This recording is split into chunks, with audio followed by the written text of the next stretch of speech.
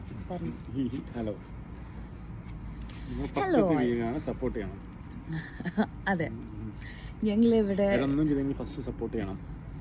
ഞങ്ങളിവിടെ ഡോക്യുമെൻ്റ് ചെയ്യാൻ ആഗ്രഹിക്കുന്നത് ഞങ്ങളുടെ ലൈഫ് ജേണിയാണ്. അപ്പം അതിൻ്റെ പാർട്ട് ബൈ പാർട്ടായിട്ട് കുറച്ച് വീഡിയോസ് ചെയ്യാനാണ് ഞങ്ങളിവിടെ വന്നിട്ടുള്ളത്. And so let us introduce. First, എൻ്റെ പേര് നിവ്യ. എൻ്റെ പേര് അരവിന്ദ്. ഓക്കെ, ഞങ്ങൾ കേരള ബേസ്ഡ് ആണെന്ന് പറയാം, പക്ഷേ ഇപ്പോൾ കാനഡയിൽ സെറ്റിൽഡ് ആണ്.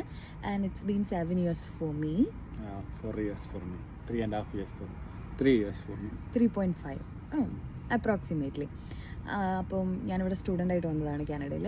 ഇപ്പോൾ എനിക്ക് PR ആയി. നമ്മൾ സെറ്റിൽഡ് ആയി എന്ന് പറയാൻ പറ്റില്ല, but in the process of settling, കുഴപ്പമൊന്നുമില്ലാണ്ട് പോകുന്നു. ഈ ഇയർ ശരിക്കും ഞങ്ങൾ പറഞ്ഞു കഴിഞ്ഞാൽ സിറ്റിസൺഷിപ്പിന് എലിജിബിൾ ആവും. So we might even consider. So അതുകൊണ്ട് ഇപ്പം കാനഡയിലുള്ള പ്രോസ് ആൻഡ് കോൺസ് നമുക്ക് പറയാൻ പറ്റും.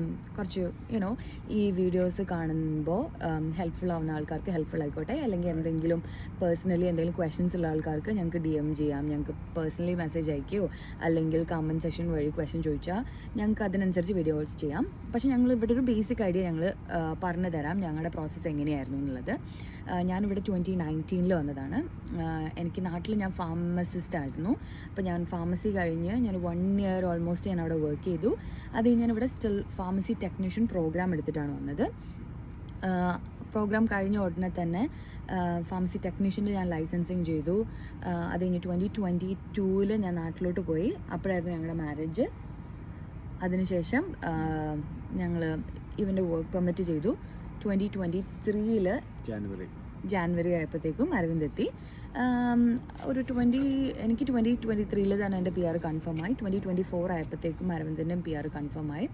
ആൻഡ് ഞങ്ങൾ ഇവിടെ കാനഡയിൽ ബേസ് ചെയ്തിരിക്കുന്നത് കറൻ്റ്ലി ബാരി എന്ന് പറഞ്ഞൊരു സ്ഥലത്താണ്, ബാരി ഒണ്ടാരിയോ. അതിന് തൊട്ട് മുമ്പായിട്ട് ഞങ്ങൾ ന്യൂ മാർക്കറ്റിലായിരുന്നു. പിന്നെ എന്തൊക്കെയുണ്ട്